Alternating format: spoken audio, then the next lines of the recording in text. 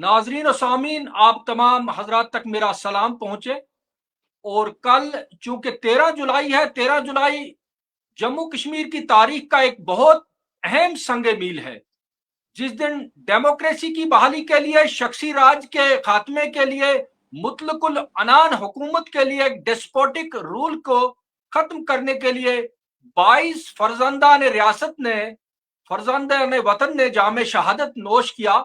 और पिछले 95 बरसों से इस रोज को योम शोहदाए कश्मीर की के तौर पर मनाया जाता है। और आप देख रहे हैं कि 95 बरस हो गए और मुल्क की आजादी के बाद भी जो है इसकी एक सरकारी गैजेटेड हॉलिडे होती थी और इस दिन को बड़े तुझको एहतशाम के साथ मनाया जाता था। यानी डीजी से लेकर चीफ सेक्रेटरी तक जो है मज़ार शोहदा पर जो है नक्शबंद साहब में हाजिरी देते थे। बल्कि मुझे याद है कि कश्मीर में स्कूली बच्चे, मदरसों के बच्चे वहां पे मजामीन के मबाहिसों के मुकाबले होते थे। लेकिन 5 अगस्त 2019 के बाद जब से हमारी डेमोक्रेसी पे शबखून मारा गया, हमारे तमाम इख्तियारात जो है छीन लिए गए, हमारी रियासत, हमारी सियासत को खत्म किया गया, तब से जो है न जाने क्यों बीजेपी वालों को एक मखसूस जो है जहन रखने वाली जमात इस 13 जुलाई के इन अजीम सपूतों को कभी ट्रेटर्स कह के पुकारती है, तो कभी उनको दहशतगर्द। तो कभी आपको याद होगा कि लीडर ऑफ अपोजिशन ने 4 मार्च को भी जम्मू की असेंबली में ऐसे ही कुछ रिमार्क्स दिए थे। कल चूंकि 13 जुलाई है और तमाम रियासत की तमाम जमातें, नेशनल कॉन्फ्रेंस हो, पीडीपी हो, एएनसी हो, पीपल्स कॉन्फ्रेंस हो, उन्होंने ऐलान किया है कि हम नक्शबंद साहब में जाकर जो है इन शोधा को खराज अकीदत पेश करेंगे, गुलबारी करेंगे और फातिहा कहेंगे। लेकिन तब जैसे कि अभी आपने स्क्रीन पे देखा कि अली मोहम्मद सागर ने एक चिट्ठी लिखकर डिस्ट्रिक्ट मजिस्ट्रेट को इसके लिए जो है वो इजाजत तलब की है। लेकिन अभी तक जबकि हम बात कर रहे हैं सरकारी इंतजामिया की जानिब से इस जिम्न में कोई ऐसा वो नहीं आया है कि वो जो है इनको परमिट करेंगे। पिछले साल भी जो है पाबंद किया गया था, किसी को भी वहां पे जाने नहीं दिया गया था। और पिछले साल जो इलेक्शन हुए उसमें नेशनल कॉन्फ्रेंस, पीडीपी, तमाम जमातों ने इस चीज को अपने जो है मंशूर में शामिल करके ये कहा था कि हम इस छुट्टी को, जो छुट्टी 5 अगस्त 2019 के बाद उन्होंने मनसूख कर दी थी, इसको रेस्टोर करेंगे, क्योंकि ये कश्मीर की डेमोक्रेसी की, आजादी की तारीख का बहुत बड़ा संगे मील है। तो इसको रेस्टोरेशन के लिए जो है बहरहाल उन्होंने, वो तो आज एनसी कह रही है कि उन्होंने लिखा भी है गवर्नर महोदय को, लेकिन वो जवाब नहीं दे रहे।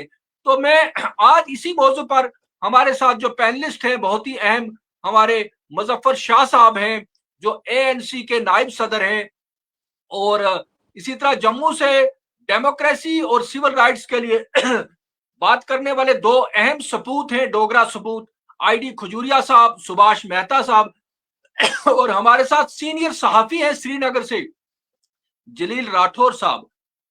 ये इस मौजू पर बात करेंगे। तो मैं शाह साहब से जानना चाहूंगा इस दिन की अहमियत के हवाले से, प्लीज। शुक्रिया शाहिद साहब, आपने बहुत तफसीलन ये बात की 13 जुलाई 1931 के वाक़े की। मैं इतना ही कहूँगा कि हम सब के लिए, खुसूसन जो हमारी शेर कश्मीर की नेशनल कॉन्फ्रेंस, और उस वक्त तो एक ही जमात थी, जम्मू कश्मीर के लोगों की सबसे बड़ी जमात, हर दिल अजीज़ जमात, और उन्होंने 20 जून 1940 को मैंने नेशनल कॉन्फ्रेंस की वर्किंग कमेटी ने, मजलिस आमिला ने ये अनाउंस किया था कि 13 जुलाई जो है उसको as a national day Jammu Kashmir में माना जाएगा। ये बहुत ही इम्पोर्टेंट एक मैं आपको माइलस्टोन बता रहा हूँ, हमारी नाजरीन भी सुन ले जो आपका ये शो देख रहे हैं, कि 1940 में तब हिंदुस्तान या पाकिस्तान का ऑफिशियली वजूद नहीं था। ये 1940 में बात हुई है नेशनल कॉन्फ्रेंस की मजलिस आमला में कि इस दिन को it will be observed as a national day in Jammu and Kashmir, क्योंकि इस दिन हमारे जो लोग थे उन्होंने पहली बार गोलियों के सामने अपने आप को पेश किया, फर्स्ट टाइम। हालांकि उसके पहले भी करीब 7 साल पहले, अगर आप तो सब लोग जानते हैं, मुझसे ज़्यादा इल्म रखते हैं इन चीज़ों के बारे में। 7 साल पहले रिशिम खाने का एक वाक़ा पेश आया था, उसमें उसमें उसमें राइट्स हुई थी, मगर तब वहाँ जब मिलिशिया, कश्मीर मिलिशिया उसको बोलते थे, तब जब वो लोग वहाँ पर पहुँचे तो हमारे लोगों ने वहाँ पर अपनी पगड़ियाँ छोड़कर, अपने जूते छोड़कर, चप्पलें छोड़कर, वो पुलिस और बंदूक वगैरह सब देखकर इतना डर गए थे कि वो सब भाग गए। मगर 7 साल के अंदर अंदर ही वही लोग जो अपने हक की आवाज़ उठा रहे थे कि हमको अपना हक दिया जाए, हमको फ्रीडम ऑफ स्पीच दी जाए, हमको अपनी आज़ादी दी जाए, हमको अपने डेमोक्रेटिक राइट्स दिए जाएं, ऑटोक्रेटिक रूल के खिलाफ जो बात करने लगे, वही लोग जो 7 साल पहले भागे थे, शाह साहब जस्ट अ मोमेंट, शाह साहब जस्ट अ मोमेंट, किफायत जी शिबन कॉल को ज्वाइन करवा लीजिए, शिबन कॉल को जरा मैसेज करके ज्वाइन करवा लीजिए। शाह साहब कंटिन्यू प्लीज। जी हाँ, सो उसी दिन एक 7 साल के अंदर अंदर ही वो क्या हो गया कि यही लोग जो मिलिशिया को देखकर भागे थे, आज वो खुल के अपनी कमीजें उतारकर गोलियों का सामना कर रहे हैं, asking for freedom, asking for their rights, asking for freedom of speech, अपनी उजरत के लिए, अपने रोजगार के लिए, अपनी बात को मनवाने के लिए।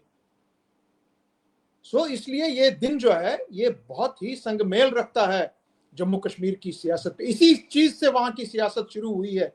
जो फ्रीडम की बात हुई वो हिंदुस्तान में कश्मीर ने भी एक मशाल राह दिखाई है, और यही दिन था, उस दिन 22 लोगों ने अपनी जानें तलफ कर दी और वो डरे नहीं। सो इस चीज को आज मैं इसमें आगे भी थोड़ा इसकी और भी तफसील दूंगा क्योंकि बाकी लोगों को भी बोलना है, मगर आज हमारे ही कुछ यहाँ के लोग बोलते थे नहीं, ये तो टेररिस्ट थे, ये दिन तो मनाया नहीं जाएगा। तो मैं उनसे सवाल कहूंगा, जो कल ही हमारी सदर मोहतरमा बेगम खालिदा शाह साहिबा ने जो कल अपने ब्रॉडकास्ट में 13 जुलाई पर रोशनी डाली है, उन्होंने यही बात वाज़ेह तौर पे की कि भाई उस टाइम में न तो पाकिस्तान था, न हिंदुस्तान मोर्ज वजीद में था, न वो रिपब्लिक था, न एक डेमोक्रेटिक कंट्री थी। ये जब वाकया पेश आया तो क्या हम जलियांवाला बाग में जो मैसेकर हुआ, जो अंग्रेजों ने किया, क्या वो हम भूल सकते हैं? क्या वो हिंदुस्तान का कोई नागरिक भूल सकता है? जब हम वो नहीं भूल सकते हैं तो आप मत ये यकीन रखें कि कश्मीर का कोई नागरिक, जम्मू कश्मीर का कोई बंदा, ये जो 13 जुलाई का जो वाक़या पेश आया, जिस तरह से वहां वो गोलियां चली, जिस बिना पर चली, जिस तरह से जलियांवाला बाग को बोला नहीं जा सकता है, उसी तरह से 13 जुलाई को कभी भी बोला नहीं जाएगा। और इसलिए हम क्या चाह रहे हैं भाई, हम चाह रहे हैं कि हम वहां पर जाएं। हम इतना ही कर सकते हैं कि उन शोहदा के मकबरे पे, उनकी कब्रों के ऊपर फूल निछावर कर सकते हैं कि भाई हमको आपकी जो कुर्बानी आपने दी for freedom of speech, for democratic rights, हम उस पर आपको सलाम पेश करते हैं और कुछ नहीं करना चाह रहे हैं। इसमें टेररिज्म, इसमें हिंदू मुसलमान लाने की कोई जरूरत नहीं है, ये मेरा कहना है। बहुत बहुत शुक्रिया। और इसमें एक चीज और होगी आज आपको, क्योंकि आपके पास जम्मू कश्मीर में अनफॉर्चुनेटली 2 सेंटर्स ऑफ पावर हैं। एक एलजी के पास अपना पावर है, दूसरा हमारी मुंतखब हुकूमत है जो लोगों ने बनाई है। आज ये टेस्ट उनका और हम सबका है कि क्या आपको वहां पे जाने दिया जाएगा। ये कैसा सिस्टम है जिसमें एक फिल्म है, उसके 2 डायरेक्टर हैं। अब किस डायरेक्टर की बात मानी जाए? और ये स्टेट गवर्नमेंट का आज बहुत बड़ा इम्तिहान है। हमारे जो सरकार है उसका बहुत बड़ा इम्तिहान है आज कि हमको कल वहां जाने दिया जाएगा कि नहीं। हालांकि मुझे यह भी पता है, जो मुझे इतला मिली है, कि हमारे घरों के सामने शायद आज ही कुछ ही घंटों के बाद बख्तरबंद गाड़ियां खड़ी हो जाएंगी और हमको वहां पर आगे बढ़ने नहीं दिया जाएगा। खैर, वो देखा जाएगा कल क्या किया जाएगा। बट ये बहुत ही एक नाइंसाफी है जो आप 13 जुलाई 1931 के शोहदा के साथ कह रहे हैं, और आपके कुछ ये लोग जिनको एबीसी मालूम नहीं है जम्मू कश्मीर की सियासत का, जम्मू कश्मीर की हिस्ट्री का, वो आप कह रहे हैं कि जी ये तो टेररिस्ट है। कौन से टेररिस्ट थे ये? किसको मारा इनने? मैं ये पूछना चाहता हूं उनसे। इनको गोलियां शुक्रिया शाह लगी। साहब। शुक्रिया शाह साहब, बहुत बहुत शुक्रिया। हमारे साथ जम्मू की एक नुमाया आवाज है मिस्टर आईडी खजूरिया, जो हमेशा डेमोक्रेसी और सिविल राइट्स की लड़ाई लड़ते रहते। आईडी खजूरिया साहब, बीजेपी आरएसएस हमारी जिंदू पर तो वो जो कर रही है उनके साथ कर रही है, तो हमारे मुर्दू से, हमारे हीरोज के साथ उनको इतनी नफरत क्यों है, जो रियासत जम्मू कश्मीर के उस डेमोक्रेसी की बहाली के लिए शख्सी राज, जब भारत में क्विट इंडिया मूवमेंट चल रही थी तो जम्मू कश्मीर में क्विट कश्मीर मूवमेंट चल रही थी, तो उस हवाले से क्यों खौफजदा इतने, और ये पूरा हिस्ट्री को डिस्टोर्ट करके पेश करना चाहते हैं। क्या कहेंगे खजूरिया साहब इस बारे? धन्यवाद, शुक्रिया सलीम साहब। बाकी सभी साथी जो बैठे हैं, मुजफ्फर शाह साहब थोड़े लेट आए थे, तो मैं सबको दावत करते हुए ये कहूंगा कि दरअसल जो इस वक्त की हुकूमत है, इसकी जो फिलॉसफी है, जो थ्योरी है और जो प्रैक्टिस है, वो एक अलग किस्म के, जो बड़ा ही पुराना आइडिया है, मनोवाद, उसके तहत चलती है ये। और उसमें ये कहा जाता है कि जो इंसान हुकूमत करता है, राजा बनता है, प्राइम मिनिस्टर बनता है, बादशाह बनता है, वो ऊपर से ही बनाकर भेजा जाता है। आपने तो सुना होगा कि हमारे प्राइम मिनिस्टर ने कहा कि मैंने तो जन्म में नहीं लिया, मैं तो नॉन बायोलॉजिकल हूं, मुझे तो ऊपर से भेजा गया। इस थ्योरी में से ये निकलता है कि तो ऐसे जी जो जी इसमें से ये निकलता है कि जो आदमी उसकी कानून की जो जुर्म हो रहा होता है, उस जुल्म की जो मुखालफत करे, उसे बर्दाश्त नहीं किया जाता, वो उनके खिलाफ होता है, वो एक बने हुए भगवान के खिलाफ हो जाता है, एक नॉन बायोलॉजिकल ऊपर से भेजा हुआ इंसान है, उसके खिलाफ हो जाता है, और उसको फिर दबाने का रास्ता ढूंढा जाता है। चाहे वो आज 11 साल से पूरे हिंदुस्तान में दबाया जा रहा है, और चाहे वो हमारा जम्मू कश्मीर पिछले 11 साल के से ही, और पिछले 2018 से लेकर खासकर हमारी शक्ल बिगाड़ कर, हमारी अकल बिगाड़ कर, हमारा ढांचा बिगाड़ कर हमें वो दबाया जा रहा है। जबकि ये 13 जुलाई जो लोग उस वक्त लड़े थे, या बोले थे, जिन्होंने उस वक्त के हकूक मांगे थे, वो उस वक्त के हीरो हैं। और जब से इंसानियत बनी है इस दुनिया में, वो लगातार लड़ती आई है और अपने अधिकार लेती आई है। उसके अधिकार पत्थर से लेकर, जमीन से लेकर, संपत्ति तक जो पहुंचे आज तक, और फिर हुकूमत में हिस्सा लेने तक पहुंचे हैं, ये एक दिन में नहीं पहुंचे। इंसान कुर्बानियां देता आया, अपने हीरो पैदा करता आया, इंसान कुर्बानियां देता आया, अपने हीरो पैदा करता आया। इसी तरह जम्मू कश्मीर में भी एक ऐसा वक्त आया था जब राजाशाही के खिलाफ, उस वक्त के कानूनों के खिलाफ, उस वक्त के दबदबा के खिलाफ कुछ लोगों ने महसूस किया और संगठित होकर आवाज बुलंद करी, तो ये राजा को बर्दाश्त नहीं हुई और उन्होंने गोली चलाकर शहीद कर दिए। अब शहीद होने के बाद राजा के टाइम राजा ने ही मान लिया कि मेरी ये गलती हुई है। उन्होंने बहुत से जो रिफॉर्म्स करने की कोशिश की। इसका मतलब जो आवाज बुलंद कर रहे थे वो करेक्ट आइडिया पर थे, वो सही दिशा पर थे। जो जो राजा ने मांगे मानी, वो सही दिशा पर थी। उसके बाद जब आजादी मिली, उससे वो सिस्टम खत्म हुआ, तो जम्मू कश्मीर की कॉन्स्टिट्यूएंट असेंबली बनी, जिसमें जम्मू के नुमाइंदे भी थे, लद्दाख के नुमाइंदे भी थे, कश्मीर के नुमाइंदे भी थे। उन्होंने इसको गेस्टेड हॉलीडे माना, उन्होंने इसको हीरोइक डे माना कि ये हमारे हीरो थे, इन्होंने स्टार्ट किया। आज हम कॉन्स्टिट्यूएंट असेंबली में पहुंचे हैं और जिसके पास हमारी पावर पहुंची है, ये उनको बर्दाश्त नहीं हो रही है। और इस सरकार ने अपना पूरा जोर लगाकर हमारी जो उस वक्त की जो हीरोइक हिस्ट्री है, दरअसल हिस्ट्री खत्म करना चाहते हैं। ये सरकार जो इस वक्त 11 साल से आई हुई है, ये लगातार एक कश्मीर की नहीं, बल्कि इन्होंने पूरे हिंदुस्तान की हिस्ट्री को अपना उजाड़ना शुरू कर दिया है। तो ये भी एक निशान था जिससे कॉमननेस बनती थी, जम्मू कश्मीर के तमाम तबकों की कॉमननेस बनती थी, तमाम खित्तों की कॉमननेस बनती थी। इन्होंने ये तोड़ दी, रियासत तोड़ दी, आधी रियासत संताली में ही रही पार, और जो वापस बची वो आकर 5 अगस्त 2019 में 2 हिस्सों में बांट दी।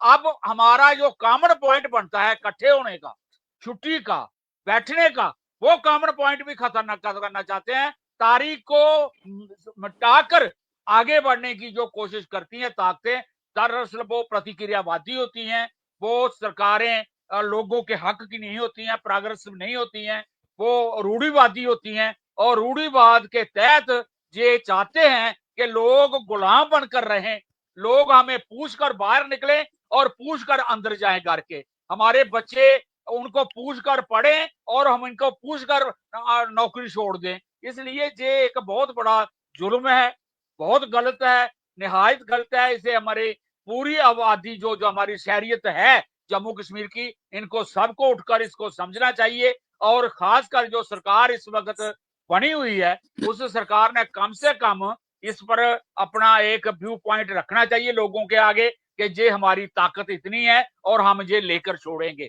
लेकिन अगर हम उनके साथ हैं, क्योंकि हमने चुनकर भेजा है, तो अगर हमने चुनकर भेजा है तो हम उनके साथ हैं और चाहते हैं कि वो इसको उठाएं और कल इन शहीदों को इज्जत बख्शें। और जो कहीं भी शहीद हुआ है, छोटी संघर्ष में हुआ है, बड़े संघर्ष में हुआ है, बड़ी हड़ताल में हुआ है, छोटी हड़ताल में हुआ है, जम्मू कश्मीर के अलग अलग कोने में लोग अपने अपने समय पर लड़ते रहे हैं, शहीद हुए हैं और लोग उनको पहचानते भी हैं, लोग उनको याद भी करते हैं अपनी ताकत के मुताबिक। ये रियासत में एक नया दौर लाने वाली दौर था, वो उनकी ताकत थी, उन्होंने लड़ाई लड़ी, उन्होंने कुर्बानी दी, एक नींव रखी और वो आगे बढ़ती बढ़ती बढ़ती 47 तक आ गई। 47 में आकर रियासत का एक नया ढांचा बना, उसकी कॉन्स्टिट्यूएंट असेंबली बनी, उसने गेस्टेड हॉलीडे दिया और गेस्टेड हॉलीडे मनवाया कि ये हमारी यादाश्त है। लेकिन अब अगर जबरदस्ती किया जा रहा है तो जबरदस्ती का मुकाबला तो हम जबरदस्ती तो नहीं करेंगे, तो लेकिन हम अपना व्यू पॉइंट पुरजोर रखेंगे और इसके लिए लड़ते रहेंगे। धन्यवाद। बहुत बहुत शुक्रिया। अभी हमारे साथ कश्मीरी पंडित कम्युनिटी की एक वॉइस ऑफ सैनिटी मेरे दोस्त संतोष कश्मीरी शिबन कोल जी ने हमें ज्वाइन किया है। उनसे हम कश्मीरी पंडित कम्युनिटी का प्रोस्पेक्टिव भी जानना चाहेंगे 13 जुलाई 1931 के शोधा के हवाले से। तो इससे कबल के संतोष कश्मीरी जी अपनी बात करें। हमारे साथ सीनियर जर्नलिस्ट हैं जलील राठौर जी। जलील राठौर जी, जिन दिनों में और आप जर्नलिज्म में हुआ करते थे, इस दिन जो है खुसूसी अखबारात के ज़मीमें निकलते थे, खुसूसी अखबारात के एडिशंस निकलते थे, यानी किस कदर। और आज जो है कश्मीर की सहाफत जो है इसको किस तरह याद करती है। आज तो उनका जिक्र तक जो है करना जो है किफायत जी मत चलाइए, रहने दीजिए भाई, इसको मत चलाइए, सिंपल रखिए। तो आज कश्मीरी सहाफी का कलम भी जो है वो खौफजदा है। वो इन शहीदों के लिए कोई आर्टिकल, कोई खुसूसी ज़मीमा, कोई खुसूसी मजमून कहीं अखबारात में नजर नहीं आता। जलील राठौर साहब।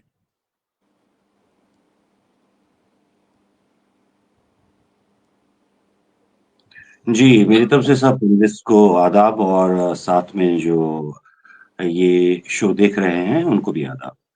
ये जो सिलसिला चला है जो खुसूसन सन 2019 के बाद 5 अगस्त के बाद, ये एक ऐसा सिलसिला है जो जिसको लामुतनाही कहा जा सकता है, जो आज का सिलसिला नहीं है, बल्कि जिस हेजेमनी और जिस ऑटोक्रेटिक रूल के खिलाफ लड़ते हुए इन लोगों ने शहादत का मुकाम पाया था, ये सिलसिला वहां से चला आ रहा है। जब हम 13 जुलाई की बात करते हैं, यौम शहादा की, मार्टियर्स डे की बात करते हैं, तो इसके पस मंजर में मैंने ये सोचा था कि ये विरासत है, जो सियासी विरासत है शाह साहब की, ये उस पर थोड़ा रोशनी डालेंगे। लेकिन चलें, तो इसके पस मंजर में जाना जरूरी है, क्योंकि इसमें क्या अभी किया जा रहा है वो हिंदू वर्सेस मुस्लिम और डोगरा वर्सेस कश्मीरी किया जा रहा है। तो इस सिलसिले में ये बताना जरूरी है कि कश्मीर में ही, हालांकि जम्मू में भी ऐसी आवाजें थीं, डोगरा भी ऐसे थे हमारे बहादुर भाई जो इस रूल के खिलाफ जिन्होंने जद्दोजहद की, लेकिन जो जुल्म की इंतहा थी वो कश्मीर में थी, वो कश्मीर रीजन में थी पर्टिकुलरली, जिसके बारे में आज की जो नस्ल है उनको ज्यादा पता नहीं है। आप अगर इससे पहले की 13 जुलाई या सन 1931 के पहले के वाकयात के कुछ वाकयात पे नजर डालेंगे तो वो कम्युनली चार्ज थे। जैसा कि उधमपुर में एक खुतबा दिया जा रहा था जिसमें इस्लामी तारीख के पस मंजर में कुछ कहा जा रहा था, तो वहां पे ड्यूटी पे खड़े जो थानेदार थे उन्होंने उस पर एतराज किया और वो एक एजुटेशन की शक्ल इख्तियार कर गया जम्मू में। ऐसा नहीं कि वो मुसलमानों तक ही महदूद था बल्कि हिंदू भी उसमें शामिल रहे। इसी तरह एक डेसेक्रेशन का वाकया हुआ, कुरान की एक बेहुरमती की गई। ये भी एक गुस्से को, मतलब कश्मीरी काफी हद तक सहते आए थे जुल्म-सितम, लेकिन जब किसी भी मजहब पे अटैक की बात आती है, हमले की बात आती है, तो जाहिर-सी बात है कि हसासियत जाग जाती है और इंसान किसी चीज़ की परवाह न करते हुए आगे करता है। इसी तरह यहाँ पे मस्जिदों की नई तामीर पे पाबंदी थी, आयद थी और वो उसको तोड़ दिया अनंतनाग के लोगों ने और उनके खिलाफ भी कार्रवाई की गई। इतना ही नहीं, बेगार जैसा ज़ुल्म कश्मीरियों पे किया जा रहा था, किसी उजरत के बगैर उनको रसद लेके जाना पड़ता था, जबकि कोई रास्ता नहीं था, लद्दाख, और रास्ते में ही लोग मर जाते थे। ये इतनी ज़ुल्म-सितम की इतनी इंतहा थी। और एक और तारीखी वाकया है कि किसी मज़हबी गुरु ने किसी महाराजा को कहा कि आपके वालिद साहब की रूह जो है वो मछली में चली गई है। तो मछली पकड़ना या मछली खाना यहाँ पे जुर्म तस्वुर किया जाता था। एक शख्स की खाल उतारी गई थी मछली खाने के। तो ये ज़ुल्म-सितम की इंतहा जहाँ तक है, ये तो एक मज़हबी बुनियाद पे मैं कह रहा हूँ। लेकिन आम तौर पे जो जम्मू-कश्मीर की गरीब अवाम थे, जो मज़दूरी से वाबिस्ता थे, जो काश्तकारी से वाबिस्ता थे, उनको कोई हक नहीं था। एक जागीरदाराना निज़ाम था और महाराजा की निचली सतह के जितने भी अफ़सरान थे, कश्मीर तो आपको मालूम ही है कि ज़मीनें किनके पास ज़्यादा थी, तो जम्मू में भी ऐसा रिवाज था। तो उस निज़ाम के खिलाफ भी लोग लड़ रहे थे और लेकिन उनको एक आवाज़ नहीं मिल पा रही थी। ऐसे में एक ब्रिटिश मेजर था जो कश्मीर छुट्टियाँ मनाने आया, उसके साथ एक शख्स था पठान, जिसका नाम था गाज़ी अब्दुल कदीर खान। तो उसने जब यहाँ के हालात देखे तो वो खानकाह मुअल्ला में जुमे की नमाज़ के बाद उसने एक खुतबा दिया और लोगों को कहा कि तुम इस जो जाबिराना निज़ाम है इसके खिलाफ खड़े हो जाओ। तो क्या हुआ कि उनको पकड़ा गया, वो क्लेयरमाउंट हाउस बोट में ठहरे थे, वो जो उनके मालिक थे। तो वहाँ से उनको रात की तारीकी में गिरफ्तार किया गया और उनका मुकदमा चला। चूँकि लोगों ने इस तरह की आवाज़ के वो आदी नहीं थे, उनके लिए एक अजीब-सी बात थी, तो इसके पीछे दीवाना हो गए और जब उनकी हियरिंग थी तो श्रीनगर सेंट्रल जो कोर्ट कॉम्प्लेक्स है वहाँ पहुँचे। और उसकी वजह से लोगों की इतनी भीड़ थी कि हियरिंग करना, मुकदमे की कार्रवाई चलाना मुश्किल हो गया। तो बाद में ये फैसला लिया गया कि उनको सेंट्रल जेल में ही उनके खिलाफ कार्रवाई की जाएगी। तो 13 जुलाई मुकर्रर था, उनकी तारीख थी मुकदमे की कार्रवाई की, तो वहाँ पे लोग जमा हो गए। तो वहाँ पे जब जब गफीर देखा तो जो महाराजा का एहलकार वहाँ था, जिसकी ड्यूटी थी वहाँ पे, मेरे पास सब कुछ है, नाम वगैरह तो लेना ठीक नहीं होता है, तो उसने गोली चलाने का हुक्म दिया और 22 कश्मीरी वहाँ पे जाँ बहक हो गए। और उसके बाद भी कई और लोग, कई और अज़ला में, यहाँ तक कि औरतों तक को भी शहीद कर दिया गया। तो इसका मतलब ये है कि इसी तरह जम्मू की भी तारीख इस तरह के वाकयात से भरी पड़ी है। तो ज़ुल्म-ज़बर के वाकयात से भरी पड़ी है। तो एक ऐसा मतलब हिस्सा है तारीख का जो कभी भी जम्मू-कश्मीर से जुदा नहीं किया जा सकता है, चाहे आप कितनी भी पाबंदियाँ लगाओ, चाहे आप कितनी भी कब्र लगाओ, 13 जुलाई के शहीद या जम्मू-कश्मीर के किसी भी खित्ते से कोई भी शहीद है हमारा भाई, उसको हम भुला नहीं सकते हैं और वो हमारी तारीख का अहम हिस्सा है और तारीख ही फैसला करती है। तारीख एक करवट पे नहीं बैठती है, तारीख बदलती है और बदलने के साथ निज़ाम भी बदलता है और ये निज़ाम भी बदल जाएगा। ये सन 1948 में ये पहली बार जो मनाया गया यौम शहादा और उसके बाद ये मनाया जाता रहा 2019 तक, जब तक यहाँ गवर्नर गवर्नर रूल हुआ और जब तक यहाँ मतलब तो जब तक यहाँ गवर्नर रूल हुआ तब तक ये फंक्शनें मनाई जाती थी। इवन इसमें सेपरेटिस्ट भी अपनी नुमाइंदगी और अपनी शिरकत करते थे, लेकिन अब ये ऐसा चीज़ बन गया है जो अब शहीदों के रुतबे को जम्मू कश्मीर के शहीदों का रुतबा ही कम नहीं होता इससे। जब आप सुनील शर्मा इन लोगों को टेररिस्ट कहते हैं, तो क्या सुनील शर्मा ये कह सकते हैं कि वापिस जो करण सिंह को राजा बनाइए और यहाँ हिंदुस्तान का रूल का खात्मा कर दीजिए, अगर उन लोगों ने महाराजा की निज़ाम के खिलाफ उन्होंने आवाज़ उठाई थी। तो सुनील शर्मा में क्या ये हिम्मत है कि वो यहाँ पर जो शक्ति राज है उसको फिर से वापस लाएं, अगर वो महाराजा को उतना ही प्यार है। और दूसरी बात ये, जब आप इन शहीदों को गालियां देते हैं तो शायद आप किसी न किसी तरह 1857 के जो आजादी की जंग के शहीद थे उनको गालियां दे रहे हैं। और जब आप इनको दहशतगर्द कहते हैं या टेररिस्ट कहते हैं तो आप सीधे उन लोगों को भी दहशतगर्दी के जुमरे में गर्दानते हैं जो जलियांवाला बाग में शहीद हुए थे। तो बहरहाल इस बात में जम्मू कश्मीर के अवाम को साथ रहना है और हमेशा ये भाईचारे के साथ रहते आए हैं। सियासत आती है जाती है, कभी इस पे मजहबी रंग चढ़ता है और उतरता भी है, और लोग यहाँ के काफी ज़हीन हैं और हमारी एक मुश्तरका विरासत है जो एक बहुत ही हुनैन और बहुत ही ज़रख़ैज़ तारीख पे मबनी है। ये इसको मिटाना किसी के बस की बात नहीं है। अब जम्मू कश्मीर के अवाम को भी इसका फैसला करना। और साथ में मैं एक और बात कहूँगा कि ये हमारे वज़ीर आला का भी फर्ज़ बनता है कि जिस कुर्सी पे वो आज विराजमान हैं, वो उन्हीं की अमानत है, उन 22 शहीदों की। जब उन्होंने शेर कश्मीर के एक मरते हुए शहीद ने कहा था, 2 सवालात किए थे। मरते हुए शहीद ने किया था, शेख साहब मैंने अपना किरदार अदा किया है, अब सारी ज़िम्मेदारी आपकी तरफ है। और दूसरे शहीद ने कहा क्या मैं शहीद का दर्जा हासिल करूँगा? तो ये उनकी विरासत पे बैठे हुए हैं आज उमर अब्दुल्ला, ये कुर्सी उनकी अमानत है। तो इस पर उनका क्या रवैया होगा ये भी अब ज़ाहिर होगा। ये दोगलापन नहीं होना चाहिए। उनके हाथ में पावर है, डीसी उनके अंडर है। He should direct DC that he should grant the permission and people should be allowed to visit the heritage. It is a heritage place and इसको ये विरासत है हमारी, इस पे जाने के लिए लोगों को इजाजत देनी चाहिए और हुकूमत से ही आना चाहिए। अगर फिर गवर्नर उसमें कोई टांग अड़ाते हैं वो भी लोगों के सामने आएगा। जी बहुत बहुत शुक्रिया। Thank you mister Jalil Rathore for sharing a complete chronology of the events that led to the July 13 this incident. आपने पूरे तरीके से अपने वाक़ात बताए और इसकी अहमियत बताई। तो अब मैं संतोष कश्मीरी शिबन कौल जी, आप कश्मीरी पंडित, क्योंकि हमारे समाज का, हमारी तमाम तहारीक का बड़ा अहम हिस्सा रही हैं और 13 जुलाई में और भी बहुत आप क्योंकि अहम भूमिका में थे, तो आपका क्या प्रोस्पेक्टिव है? आप किस नजर से देखते हैं 13 जुलाई के शोधा को? प्लीज। शुक्रिया, आदाब आप सब लोगों को और आपके चैनल के देखने वालों को जो इस वक्त ये सारी डिस्कशन सुन रहे हैं, उन सब लोगों को मेरा सलाम।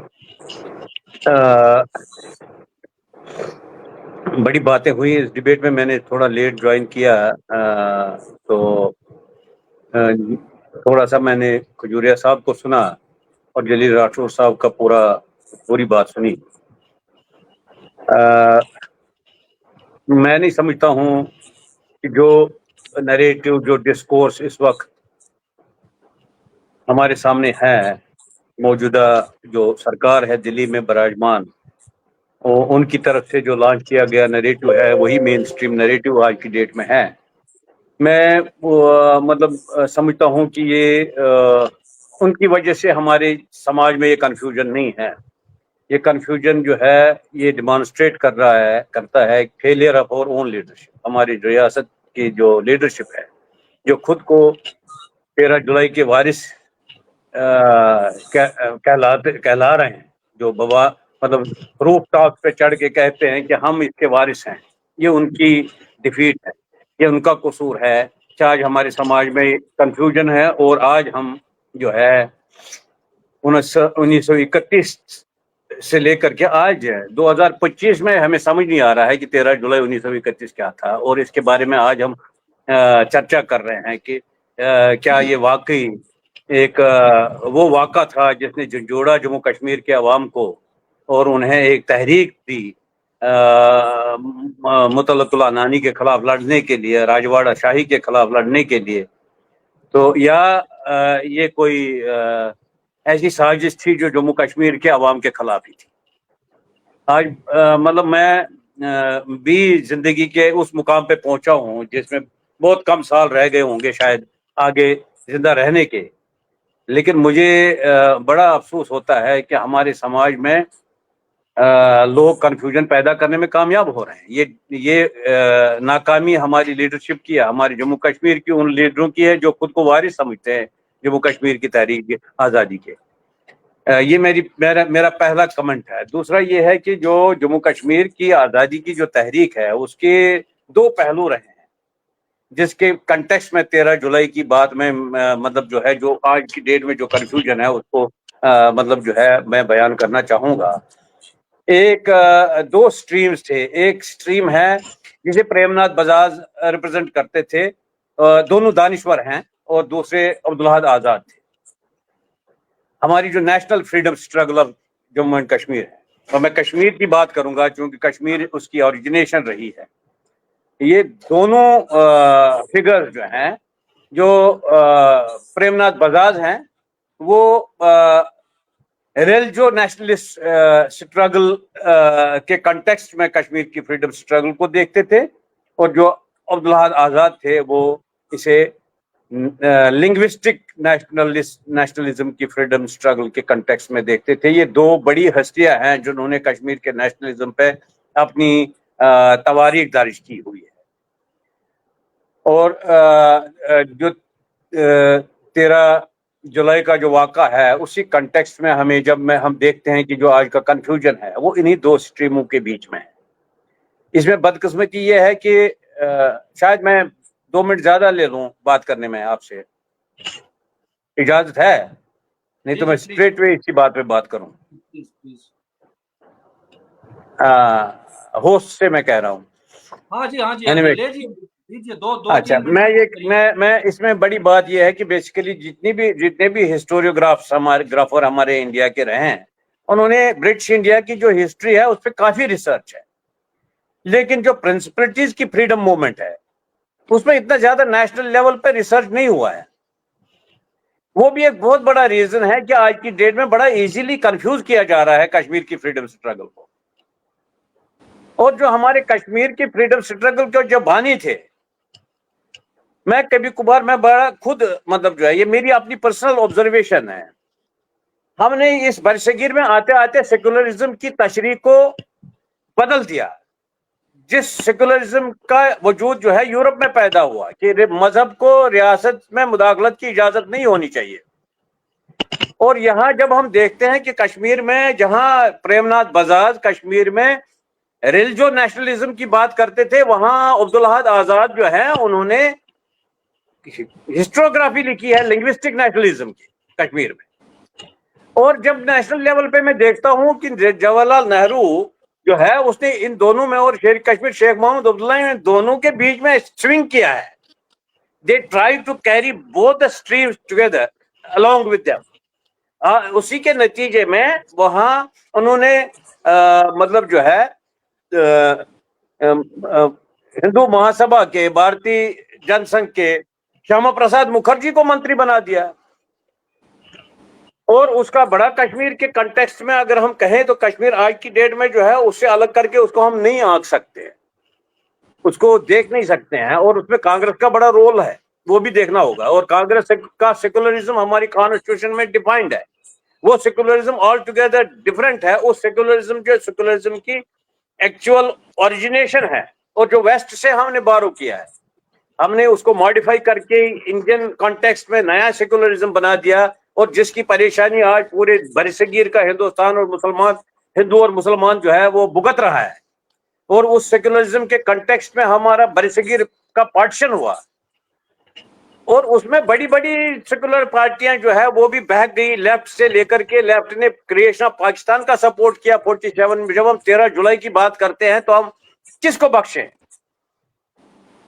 लेफ्ट ने कश्मीर को लेकर के जो है 1952 में फितरी रुझान का रेजोल्यूशन अडॉप्ट किया, जिसके नतीजे में गुलाम मोहिउद्दीन करा ने अपनी एक पार्टी बनाई, वो कम्युनिस्ट था। तो आज जो सजा लोग भुगत रहे हैं वो 47 से लेकर आज तक की जो हमारी सियासत नेशनल लेवल पे और लोकल लेवल पे जो सियासत चली है, उसके नतीजे में चाहे वो कश्मीरी पंडित है, कश्मीरी मुसलमान है, वो भुगत रहे हैं। अब इसमें मतलब जो है इंतहाई वेस्टेड इंटरेस्ट हमारे अब पॉलिटिकल मॉरलिटी खत्म हो चुकी है। हमारी रियासत की बात ही नहीं है, नेशनल लेवल पे वो खत्म हुई है। हमारी रियासत में इंजेक्ट किया गया करप्शन, तो वो हमारे यहाँ तो है ही नहीं। अभी राठौर साहब कह रहे थे कि भाई ज्यादा मुसीबत जो है कश्मीर के मुसलमानों ने भुगता है, जम्मू में नहीं भुगता। ये एक ये बात जो है ये on the basis of observation of history नहीं है। जितना सफर मोनार्की का रूल जो जागीरदार था वो किसी को नहीं बख्शता था, चाहे उसका काश्तकार हिंदू था या मुसलमान था। हमारे कश्मीर में चकदार थे। कश्मीरी पंडित तो कहीं पे खुद को चकदार मानते हैं, लेकिन हिस्ट्री गवाह है चकदार नहीं रहे वो। कहीं हिस्ट्री में नाम गिनाए मुझे कितने कश्मीरी पंडित थे जो फ्यूडल लॉर्ड्स थे। लेकिन एक साइकोलॉजिकल परसेप्शन बनाया गया। सारे कश्मीरी पंडित कहते हैं जी हम जमींदार थे, जबकि उनको खाने के लाले पड़े थे, वो खाना नहीं खा पाते, वो कमा पाते थे, उनकी इतनी ज्यादा गुर्बत थी। और जम्मू जम्मू के रीजन में मैंने देखा कि जब मैं 1990 में कश्मीर से 89-90 में जम्मू आया, तो जम्मू में मैंने देखा जहां डंगर पानी पीते हैं, जो रेन वाटर जहां जमा होता है वहां से लोग पानी जमा कर रहे हैं और वो पीते हैं। उनके पास आज की डेट में रोड की कनेक्टिविटी नहीं है, पीने का पानी नहीं है, खाने के लाले पड़े हुए हैं, और हम कहें जी वो ज्यादा बेटर ऑफ थे then that of Kashmir valley. शुक्रिया कौल साहब। यार घूम के तो देखो, ऐसा नहीं था कभी भी। मैंने इस पे एक बार लिखा था, ये जो बेगार की बात जो है उस पे मैंने एक बार लिखा था। मुझे लगता है 13 जुलाई के कंटेक्स्ट में 1-2 दिन में मैं फेसबुक पे ये पोस्ट डाल सकता हूँ, क्योंकि मेरा इतना लिखाई पढ़ाई नहीं है कि अखबार में जलील साहब मेरे किसी आर्टिकल को पब्लिश करें। लेकिन मैं इस पे लिखूंगा कि जो बेगार था वो कहाँ मुगल सल्तनत से शुरू हुआ, और उसमें सारी कम्युनिटीज जो है वो बेगार में मुब्तला होती थी, इंक्लूडिंग डोगराज ऑफ जम्मू। कौल साहब बहुत उन्होंने भी, मुझे लगता है आपका तफसीली पॉइंट आ गया। अब हमारे पास मिस्टर सुभाष मेहता, क्योंकि अपने इसको मखसूस और 2-2.5 मिनट में ये 13 अच्छा, मैंने एक बात और, अगर मैंने तो इस 13 जुलाई पे तो मैं आया ही नहीं, अभी जो बात ही नहीं की मैंने। टाइम लिमिटेड है ना सर। एनीवे चलो आप कीजिए, आप कैरी ऑन कीजिए प्लीज, गो अहेड। आपको मौका मिलेगा क्योंकि टाइम थोड़ा लिमिटेड है। अगली बार आपको फिर जी हाँ सुभाष मेहता साहब आप बताइएगा, आप ब्रीफली बताइएगा 13 जुलाई के हवाले से, और ये जो नया कंफ्यूजन है, कंट्रोवर्सी खड़ी की है इन्होंने बीजेपी आरएसएस ने, इस हवाले से बात। तमाम पैनलिस्ट को लाल सलाम। दोस्तों, बात बड़ी साफ है। 1925-26 के करीब रशियन क्रांति का प्रभाव जो था वो हिंदुस्तान पर पड़ रहा था, और उस क्रांति का प्रभाव जो था वो कश्मीर में भी पहुंचा। लोगों ने समाजवाद को समझना शुरू किया, लोग जो थे वो जागृत हुए, और पूरे हिंदुस्तान में जब अंग्रेजों के खिलाफ जंग लड़ी जा रही थी आजादी के लिए, तो कश्मीर में जो था वो राजवाड़ा शाही के खिलाफ की बात, वो भी अपने हक मांग रहे थे। कश्मीरी जो थे वो उस वक्त कह रहे थे भाई रियासत हमारी है, संसाधनों पर हमारा हक है, हमें फैसला करने दो कि भाई हमने क्या करना और कैसे हमने आगे बढ़ना है। लेकिन उस वक्त के दौर में आपने देखा होगा कि पूरे हिंदुस्तान में राजवाड़ा शाही थी, जिसका जी करता था जैसे करता था वो चलाता था। लेकिन बड़ी एक अच्छी बात यह है कि समाजवाद की विचारधारा जो है उस जैसे जैसे वो आगे बढ़ती गई हिंदुस्तान में या बाकी देशों के अंदर, वैसे वैसे लोगों में आजादी के साथ जीने, आजादी के अपने खाने पीने लगाने, अच्छी शिक्षा, अच्छा सब, हर आदमी अपने जीवन को सब बनाने के लिए काम कर रहा था। तो कामरेड वो ये जो 13 जुलाई के शहीद हैं, ये शहीद ही नहीं है, ये महान शहीद है। कहने वालों ने तो शहीद आजम भगत सिंह को भी टेररिस्ट कहा या नहीं कहा? बिल्कुल कहा। करने वालों ने तो उस वक्त भी जलियांवाला बाग का जो कांड था उसको भी अंग्रेजों के हक में करने की बात की। आज वही ताकतें जो है वो इख्तियार में आ चुकी है। देश बड़े गंभीर दौर से गुजर रहा है। पूरा इतिहास जो है उसे मिटाने की कोशिश हो रही है। आप देख रहे होंगे कि भाई देश में शहीद भगत सिंह, जवाहरलाल नेहरू को गालियां दी जा रही हैं। जवाहरलाल नेहरू की 50 गलतियां हो सकती हैं, लेकिन देश के निर्माण में उसका जो सहयोग है उसे हेलो मुझे कह रहे हैं शाह साहब कुछ जी जी जी हाँ ठीक मुझे है कह रहे ठीक हैं है। सॉरी नहीं वो कुछ नहीं कह रहे हैं शायद ये अपने संतोष साहब, क्योंकि हम वी आर ऑलरेडी 40 मिनट्स हमें प्रोग्राम में हो गए, लाइव ब्रॉडकास्ट है, इसमें टाइम महदूद होता है। और मैं संतोष साहब कह शॉर्टकट रहे में बात करूंगा। अब जी, ये है कामरेड 2014 के बाद एक नया फलसफा आ गया है। अनडिक्लेयर्ड हिंदू राष्ट्र की परिभाषा जो है उसको किया जा रहा है।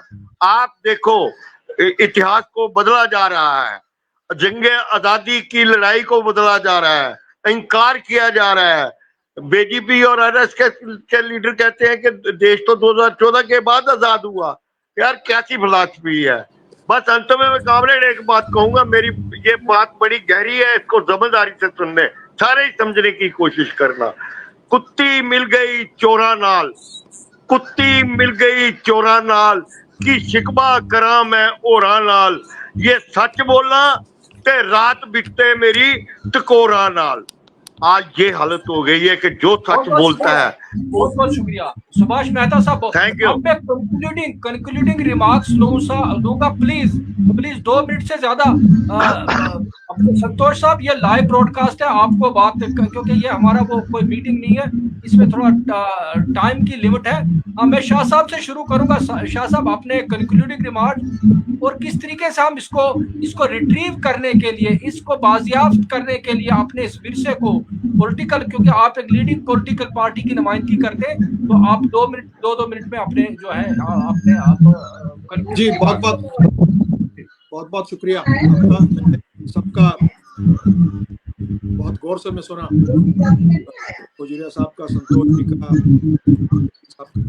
मैं एक ही 2 चीजें और भी कहूँ इसमें कि जब ये वाकया जो था, बेसिकली चाह क्या रहे थे लोग वहाँ, जो उन्होंने अपने रतन साहब ने बड़ी तफसील से अब्दुल कदीर की जो मरहूम उनके बारे में बात, वहाँ लोग जमा हुए थे सेंट्रल जेल में, वो चाह रहे थे कि ये जो ट्रायल है इसको ओपन कोर्ट में करें, ये डिमांड थी।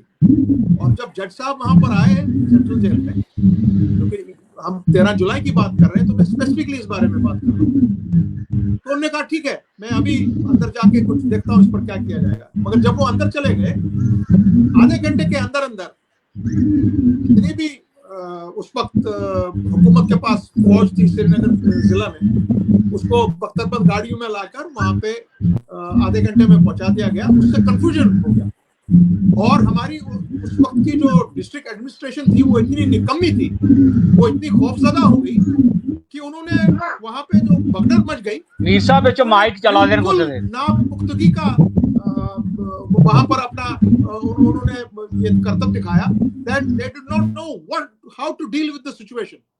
और उस भगदड़ में चूंकि हजारों लोग उस वक्त अंदर आने की कोशिश कर रहे थे, उन्होंने ओपन फायर कर दिया।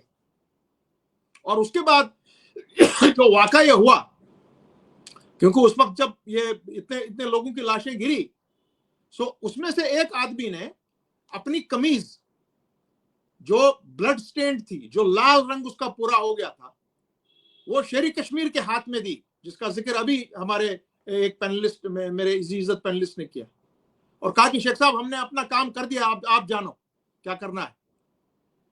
सो मैं ये कहना चाहूंगा, जो कश्मीर के फ्लैग का ये एक हिस्टोरिक मामला है, कश्मीर के फ्लैग का जो रंग है वो लाल है, वो इसी वाक्य से उसकी पैदाइश हुई। ये लाल रंग इनके खून का है जो हमारे झंडे में है। उसके बाद उसमें वो 3 लाइनें आई, जम्मू कश्मीर और लद्दाख, और फिर किसान का वो हल उसमें सामने आया।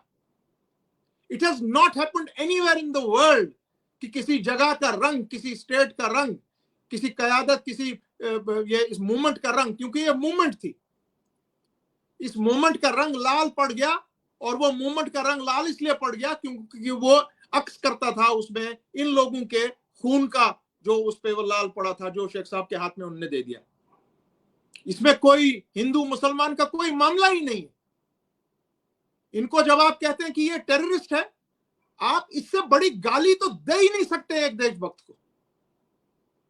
There can be nothing worse than that. और आज आप उसको ऐसी चीज को आप शाह रोक रहे साहब, हैं, आप भगत लोगों को सिंह रोक को रहे भी हैं वहां जाने टेररिस्ट से। कहा गया। आप रोक रहे हैं उनको वहां जाने से। वहां आप कुछ नहीं कर सकते हैं। एटलीस्ट उनके जो उन्होंने कदम उठाया, जिस पर आज हम पूरी डेमोक्रेसी आज यहां देख रहे हैं।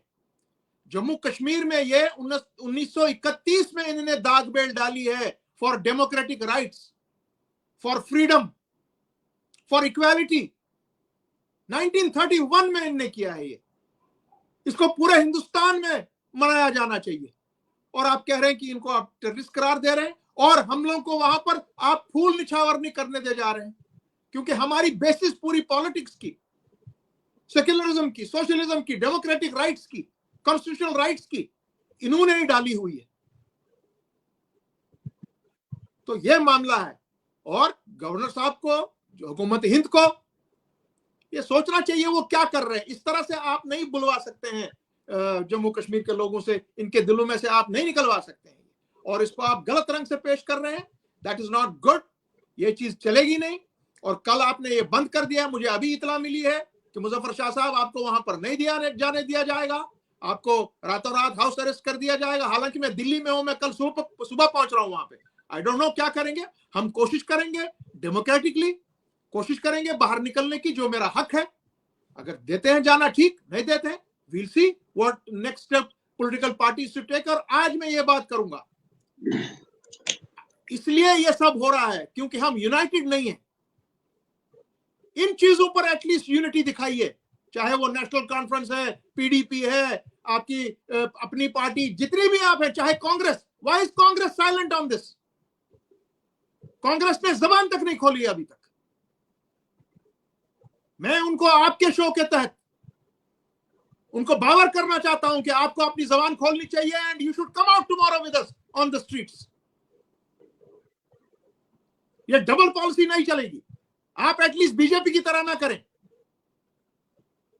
और हम सब लोगों को ये देखना चाहिए कि कितना अफसोस है कि अगर आज हमारे बीच यूनिटी होती at least on these important aspects of history of Jammu and Kashmir विज़ the rest of the country, कितना अच्छा होता अगर आप आज सब अलग अलग बांध की बोलियां ना बोलते, आप एक जगह पे सब खड़े होते।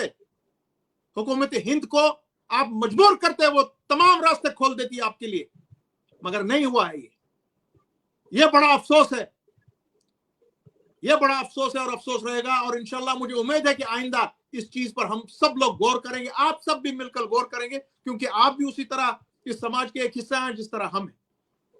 शुक्रिया। बहुत बहुत शुक्रिया, बहुत बहुत शुक्रिया। हाँ, आईडी खुजूरिया साहब, आपके कंक्लूडिंग रिमार्क्स प्लीज। शुक्रिया सब साथियों का। मैंने सारा सब साथियों को सुना और मुझे जो समझ लगी कि दरअसल हम अभी भी थोड़ा सा तारीख को जोड़ने में, तारीख को पढ़ने में इंसाफ नहीं कर रहे हैं। तारीख हमेशा एक किस्म की या एक लाइन पर नहीं होती है। तारीख जब चलती है तो उसके पॉजिटिव नेगेटिव दोनों होते हैं। लेकिन देखना यह है कि जिन्होंने जो पॉजिटिव रोल प्ले किया वो क्या हमारे खिलाफ गया या आने वाली जनरेशन के हक में गया। इसी तरह जम्मू कश्मीर के जो 22 आदमियों ने कुर्बानी दी, उनके सामने कोई मॉडल नहीं था उस वक्त। उनको इतनी समझ नहीं थी कि कारपोरेट मॉडल आएगा या कम्युनिस्ट मॉडल आएगा या डेमोक्रेटिक मॉडल आएगा या कुछ, लेकिन इतनी समझ थी कि राजाशाही खत्म हो रही है दुनिया में और लोगों को पूछा जा रहा है। उन्होंने जितनी समझ थी उस पर उन्होंने कुर्बानी दे दी। अब सवाल है कि अब हम अगर ये ढूंढे कि उनमें कितनी कुर्बानी ठीक थी, कितनी गलत थी, वो मेरे ख्याल में लंबा रास्ता बन जाएगा। हमें कुर्बानी के शहीदों को याद रखना है। उन्होंने वो ईमानदारी से कुर्बानी दी है। उन्होंने ईमानदारी से परचम उठाया था जिसके खिलाफ उठाना था। अगर आज वो ईमानदारी नहीं मानी जाएगी तो क्या नाथूराम गोडसे को माना जाएगा कि वो ईमानदार शहीद हुआ है? आज क्यों माना जा रहा है नाथूराम गोडसे के मंदिर बन रहे हैं? कौन बनवा रहा है ये मंदिर? इसका मतलब ये तारीख में ये जमघट कर देना मेरे ख्याल में ऐसा नहीं है। जम्मू कश्मीर की तारीख में जो राजा, एक डिक्टेटर जो शख्सी राज था, उसके खिलाफ जितने सारे भी जो गलत और जो जज्बे के हिसाब से वो इंतकाम हो रहा था, उसका जवाब कुछ लोगों ने निहत्थे हाथों से आवाज निकालकर कहा कि हमें अब ये आवाज दे दो, हमें ये रास्ता दे दो। उनको गोली लगाई गई। ये हम समझते हैं कि गोली मारना, शहीद होना ये गलत था। वो आज आने वाला जो वो बनी पूरी तारीख, वो उनके मनार थे, वो उनके शोधा हैं, वो उनके शहीद हैं, उन्होंने नींव रखी और वो आगे चली। आज कितनी किस्मों की हो गई है, कश्मीर में भी कितने किस्म के ग्रुप बन गए हैं, लेकिन राइट्स ही मांग रहे हैं। लेकिन राइट मांगने में स्टार्ट करना और उसके बाद फिर बट जाना, ये हो सकता है। फिर हो सकता है कि इन सब की झूठी हो जाए, लेकिन रास्ता कौन सा पकड़ा है? रास्ता यही था कि एक तानाशाही के खिलाफ, उस किस्म के राजाशाही के सिस्टम के खिलाफ उन लोगों ने कुर्बानी दी है। उस कुर्बानी को तारीखी मानना चाहिए और जम्मू कश्मीर की जनता ने उसका एहसानमंद रहना चाहिए और जम्मू कश्मीर की सरकार ने पूरी जिम्मेवारी से उनको याद करने का रास्ता निकालना चाहिए और ये हक लेना चाहिए। धन्यवाद। बहुत बहुत शुक्रिया शिबन कौल साहब।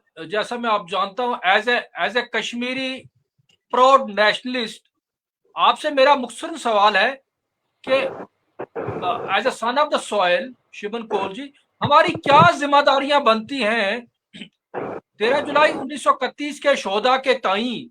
हमारी क्या, हम कैसे इस लेगेसी को कैरी फॉरवर्ड कर सकते हैं और किस तरीके से उनको याद किया जाना चाहिए? कौल साहब।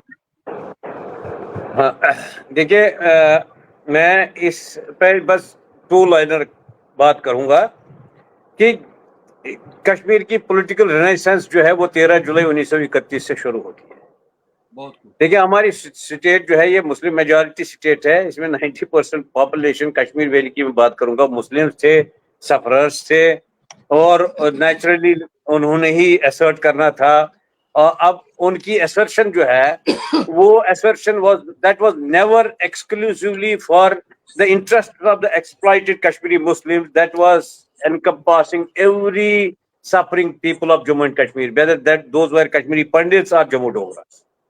ये मैं कहूंगा कि 1931 13 जुलाई की स्ट्रगल जो है, it was not a Muslim struggle, it was the struggle of the suffering people, the slaves of the state of Jammu and Kashmir. Yes, very correct. और उसमें चाहे कश्मीरी पंडित स्लेव था, कश्मीरी मुस्लिम था या जम्मू का डोगरा स्लेव था. Those who read the history in terms of slaves and slave masters, they will recognize 13 July 1931 as the struggle of freedom, struggle of renaissance of the freedom struggle of Kashmir. मैंने पहले भी यही कहा था कि हमारे जितने भी स्कॉलर्स हैं इंडियन फ्रीडम स्ट्रगल को, उन्होंने काफी रिसर्च उस पर किया है. हमारे बारे में जितना कंफ्यूजन है उसको लेकर के, वो इस वजह से क्योंकि इस पे जो प्रिंसिपलिटीज है उस पर ज्यादा नहीं गया है उनका, उस पर ज्यादा रिसर्च नहीं है. और जो इसमें जो मुस्लिम एंगल के तौर पर जिस तरीके से इसको, उसमें वेस्टेड पॉलिटिकल इंटरेस्ट्स हैं, वो कश्मीर में भी है, वो जम्मू में भी है, वो दिल्ली में भी है, जिन्होंने बार बार इसे इस्तेमाल किया है. मैं आपको एक बात कहूं कि जब शेर कश्मीर शेख मोहम्मद अब्दुल्ला ने with in main stream election लड़ा तो इंदिरा गांधी ने दिल्ली में आकर के हिंदू कार्ड खेला.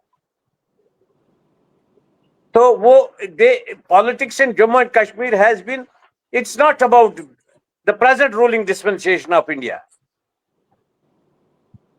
मैं समझता हूं कि सबसे ज्यादा बदकिस्मती मैं जब देखता हूं तो वो है वो मैं नेशनल कॉन्फ्रेंस पे ठहराता हूं उनको जिम्मेदार कि उन्होंने अपने कार्डर को, अपनी रियासत को, अपने बाशिंदों को, अपने सिटीजन्स को जो है वो पॉलिटिकल एजुकेशन नहीं दी, उस स्ट्रगल की एजुकेशन नहीं दी जो स्ट्रगल उन्होंने 1947 में लड़ी, जब पूरा बरसगीर जो है फिरका वाराना लाइनों पे डिवाइड हुआ, पार्टीशन हुआ, खून खराबा हुआ. कश्मीर वादी की मैं बात करूंगा, वहां मादरे मेहरबान खड़ा हो गई और उसने कहा अगर किसी कश्मीरी पंडित औरत के साथ बदतमीजी की गई तो समझो इंसान के कद के पोस्टर निकाले गए. और कि अगर आपने किसी भी गैर मुस्लिम कश्मीरी पंडित लड़ी के साथ कोई बदतमीजी की, समझो मादरे मेहरबान की बेहुरमती आपने की. उस वक्त नेशनल कॉन्फ्रेंस खड़ा हुआ. उस वक्त कश्मीर में कश्मीरी पंडित शादियां मना रहे थे जब पूरे बरसगीर में खून के नदियां बह रही थी. तो उस नेशनल कॉन्फ्रेंस ने वो रोल उसके बाद नहीं निभाया.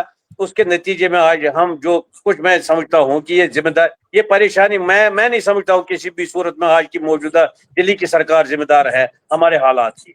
हमारी नेशनल कॉन्फ्रेंस सरकार, जिन्होंने नया कश्मीर का प्रोग्राम बनाया, जिन्होंने बड़े लुभावने सपने हमें दिए थे उस प्रोग्राम के जरिए, उन्होंने उस पर अमली तौर पर उस एतकाद को अपने सीने के साथ नहीं लगाया। उन्होंने वैसे ही रिलीजियस पॉलिटिक्स को अपने गले लगाया अपनी पॉलिटिकल अपॉर्चुनिटीज के लिए, उसमें पॉलिटिकल अपॉर्चुनिज्म आया, उसका मुझे बड़ा दुख है। ये मेरा कंक्लूडिंग कमेंट होगा। Thank you. शिवन कौल साहब, thank you for speaking out your mind. इससे पहले कि हम इस डिबेट को कंक्लूड करें, और कंक्लूड राठौर साहब करेंगे, और सुभाष मेहता जी, आपकी 2 लाइनों में को बात हो इस हवाले से, how to carry this legacy forward, आप बात कीजिए।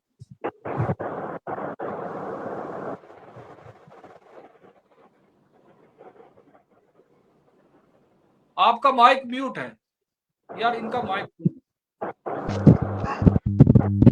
की मान्यता ये है। Sorry for just small interruption Rathore भाई, जस्ट वन स्मॉल इंटरप्शन। मैं एक बात करना चाहता हूँ। कल 13 जुलाई है, और कल जो है हमारे यहाँ एक तो 13 जुलाई जो मार्टियर्स डे है, और 13 जुलाई में धनवंतरी जो मतलब शहीद आजम भगत सिंह के साथी थे, उसकी मतलब जो है one of the close and senior comrades थे, वो नेशनल कॉन्फ्रेंस के बानियों में से एक थे।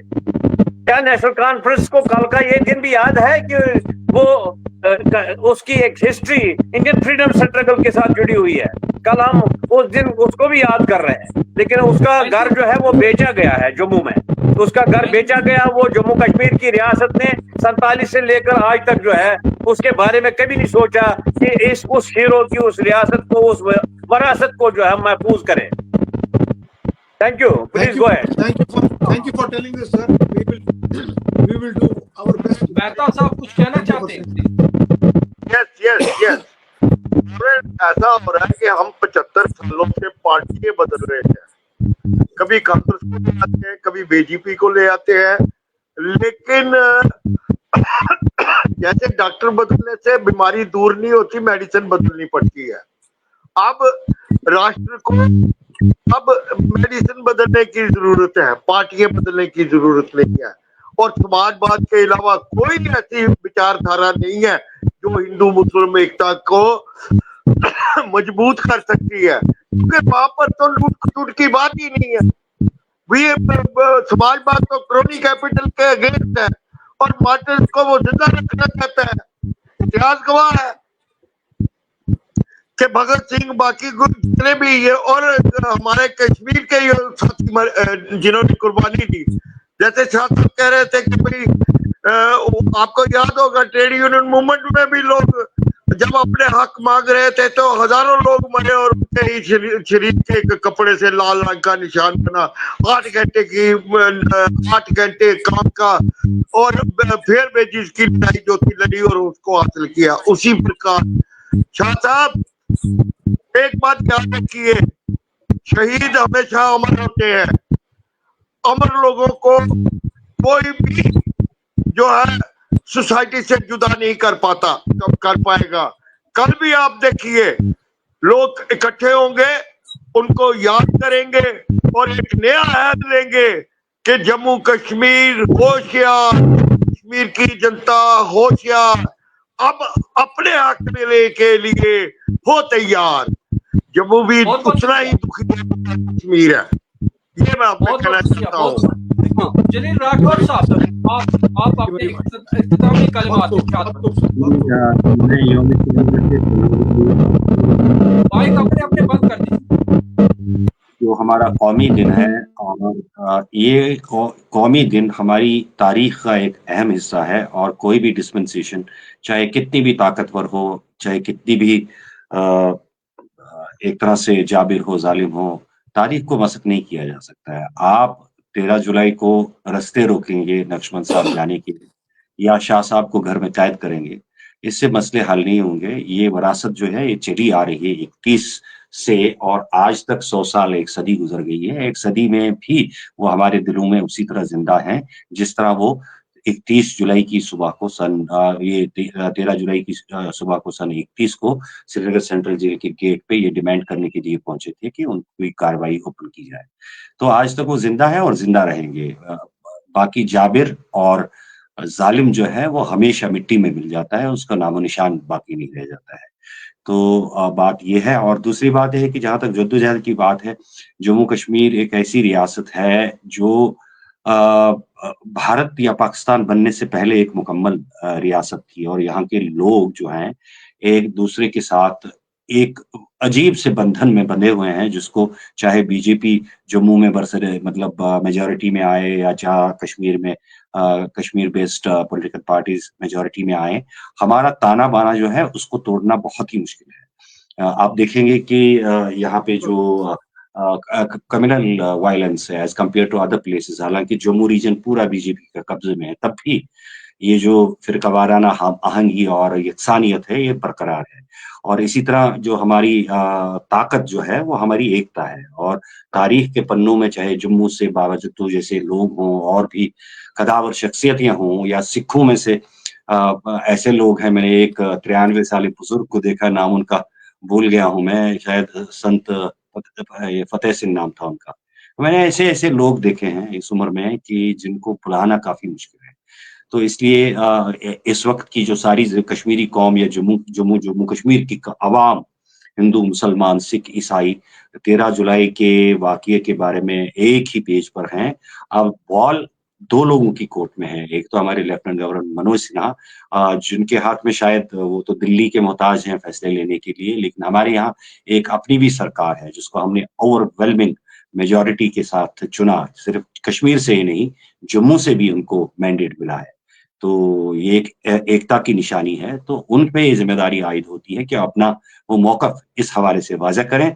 और शायद इससे बड़ा कोई, इन हालात में हम समझते हैं कि उनके हाथ भी बंधे हुए हैं, लेकिन जहां तक तारीख और विरासत की बात आती है, वहां बंधे हाथों को देखने की जरूरत नहीं होती है। वो जंजीरें तोड़ना पड़ती हैं, और यही फिर चीजें तारीख में रकम हो जाती हैं, नहीं तो तारीख में गुम हो जाते हैं। तारीख के वर्कों में जो लोग अपनी पहचान को, अपनी शनाख्त को के लिए खड़े नहीं हो जाते हैं, वो तारीख के औराक में गुम हो जाते हैं। जी, बहुत बहुत शुक्रिया जलील राठौर साहब। बता रहे थे कि नई दिल्ली वजारत दाखिला या बीजेपी आरएसएस के लाख कोशिशों के बावजूद भी आप 13 जुलाई की अहमियत को, 13 जुलाई की मेमोरी को हमारी कलेक्टिव मेमोरी से हरगिज जो है वो हटा नहीं सकते। इसके साथ ही आप तमाम हजरात का बहुत बहुत शुक्रिया। मैं आईडी खजूरिया साहब का शुक्रगुजार हूँ, और शिवन कोल साहब, संतोष कश्मीरी जो लिखते हैं, और अपने जलील राठौर साहब सीनियर सहाफ़ी, और बतौर खास मुजफ्फर शाह साहब जिन्होंने हमें दिल्ली से ज्वाइन किया है। इस खुसूसी नशरियात के लिए आपका बहुत बहुत शुक्रिया। और सुभाष मेहता साहब बहुत बहुत शुक्रिया। तमाम बहुत बहुत धन्यवाद। शुक्रिया। शुक्रिया आप सबका। Thank you.